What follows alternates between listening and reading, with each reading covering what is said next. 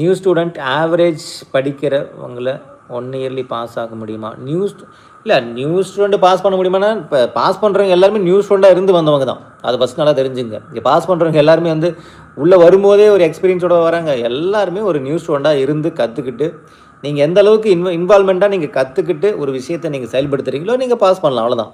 ஆவரேஜாக படிக்கிறவங்க இங்கே பாஸ் பண்ணுற முக்கால்வாசி பேர் ஆவரேஜாக ஸ்கூலில் காலேஜில் படித்தவங்க தான்.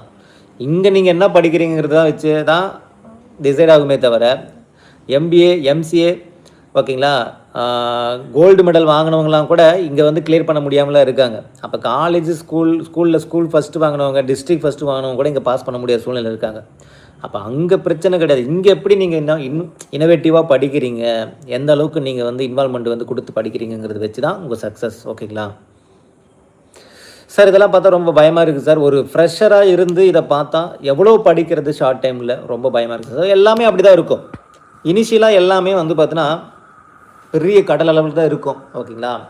இதே பழைய சிலபஸும் பார்க்கும்போது கடல் அளவு தான் எல்லாத்துக்குமே தோணிருக்கும். எப்போ உங்களுக்கு ஈஸின்னு தோணிருக்கும்னா, அது எல்லாமே கொஞ்சம் கொஞ்சமாக கவர் பண்ணிவிட்டு அதுக்கான சாத்தியக்கூறுகள், நம்ம பாஸ் பண்ணுறதுக்கான சாத்தியக்கூறுகள் வந்து பார்த்தோன்னா எந்தெந்த வழியில் அமைச்சிக்க முடியுமோ அமைச்சிக்கிட்டோம்னா அதே ஒரு விஷயம் நமக்கு வெற்றிக்கான ஒரு பாதை வந்து அமைச்சு கொடுக்கும். இனிஷியலாக பார்க்கும்போது கஷ்டமாக தான் இருக்கும். ஒரு 30 கிலோமீட்டர் மாரத்தான் ஓடும்போது 30 கிலோமீட்டர் பார்க்கும்போது கஷ்டமாக தான் இருக்கும். அது கொஞ்சம் கொஞ்சமாக மூவ் ஆகும்போது தான் ஒரு 10% கடந்துட்டோம், ஒரு 40% வந்துட்டோம், ஒரு 50% வந்துட்டோங்கும்போது தான் நமக்கு அதை பற்றின ஓகே பாதி வந்துட்டு என்ன பாதி தான் அப்படிங்கிற மாதிரி இருக்கும். ஓகேங்களா? அதனால் கடந்து ஃபஸ்ட்டு வாங்க.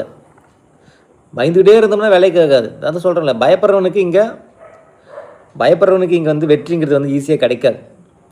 களத்தில் இறங்கி நம்மளால் எவ்வளோக்கு எவ்வளோ பண்ண முடியுமோ பண்ணுறவங்களுக்கு அந்த வெற்றி ஒரு நாள் வந்து கிட்டக்க வந்து நிற்கும். ஓகேங்களா?